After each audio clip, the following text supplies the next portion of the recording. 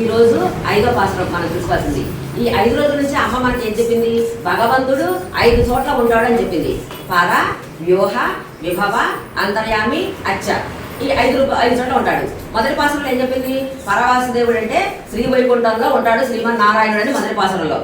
రెండో పాసురంలో పాలకడలిలో ఉండే స్వామి గురించి మనకి రెండో పాసురంలో వచ్చింది. ఆ రెండో పాసురం నామం మనం చెప్పుకున్నాం ఆ రోజు, క్షీరాబ్దినాథన్ అని. తర్వాత మూడో పాసురంలో ఓంగు ఎడగలంగా ఉత్తముడైన వారిని పూజించాలి. ఎవరు అయినా త్రివిక్రముడుగా పెరిగిపోయిన స్వామి అంటే వ్యూహావతారం అనమాట. రాముడుగా కృష్ణుడిగా త్రివిక్రముడుగా వచ్చాడు. అక్కడ మనకి అందుతాడా? అక్కడ ఉన్న వాళ్ళకే కానీ తర్వాత మనకి అందాలి కదా. ఆ తర్వాత అంతర్యామి వానదేవుడు వరుణదేవుడు రూపంలో స్వామి ఆయన హృదయంలో ఉండి ఆ పని చేపిస్తాడని చెప్పింది. ఆయన దగ్గరే కాదు, ప్రతి ఒక్క జీవి హృదయంలో కూడా భగవంతుడు ఉంటాడు అంతర్యామిగా. మనం గుర్తిస్తామా? మనం గుర్తించలేము.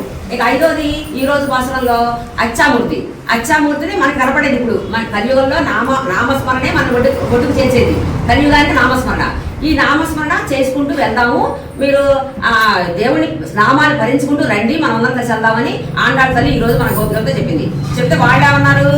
మనం బోల్డ్ పాపాలు చేసి ఉంటాం కదా, మన పాపాలన్నీ స్వామి దగ్గరికి వెళ్ళనిస్తాయా, మనం వెళ్ళగలమా అని వాళ్ళకి డౌట్ వచ్చింది. అప్పుడు అమ్మాయి చెప్తుంది, పెద్ద దూది రాసి ఉండవనుకో, ఆ పెద్ద రాశిలో ఎంత నొప్పు కనబడితే ఇంత నొప్పు పడితే మొత్తం భస్మం అయిపోద్ది. అలాగే మనం ఎన్ని పాపాలు చేసినా మన పాపాల రాశి పెద్ద కొండంత ఉన్నా సరే భగవంతుడి నామాలు స్మరిస్తే ఆ రాశి మొత్తం కూడా పటాపంచలైపోద్ది. మనం భగవంతుడికి వెళ్ళగలుగుతాము. మీరు ఎలాంటి సందేహాలు పెట్టుకోవద్దు.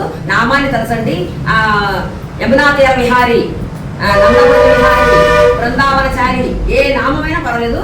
ఏ నామానైనా కలుస్తూ వెళ్తే ఈ నామం వల్ల మన పాపాలన్నీ కూడా పటాపంచలైపోతాయి. ఆ దూదిలో నుప్పుకడం పడితే ఎలా భస్మం అయిపోయిందో అలా భస్మం అయిపోతాయి. మీరేమి సందేహాలు పెట్టుకోవద్దు. మీరందరూ నాతో కలిసి రండి, మనందరం వ్రతం చేయడానికి వెళ్దామని అమ్మ చెప్పింది.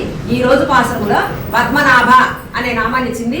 ఈ పద్మనాభ అనే నామాన్ని మళ్ళీ రేపుటి పాసురంలో కొత్త నామం ఇచ్చేంత వరకు మననం చేసుకుందాం. జై శ్రీమన్నారాయణ.